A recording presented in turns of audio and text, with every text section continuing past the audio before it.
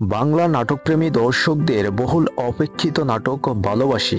এই ভালোবাসি শিরোনামের নাটকটি খুব শীঘ্রই আসতে চলেছে। এই নাটকে জুটি হিসেবে অভিনয় করেছেন সময়ের জনপ্রিয় অভিনেতা ইয়াশ রোহান এবং জুটি হিসেবে অভিনয় করেছেন সহচরিত্রী হিসেবে আয়েশা খান। ভালোবাসি শিরোনামের এই নাটকটি পরিচালনা করেছেন আরমান রহমান প্রত্যয়। নাটকটি সুলতান এন্টারটেইনমেন্ট অফিসিয়াল ইউটিউব চ্যানেলে আসবে।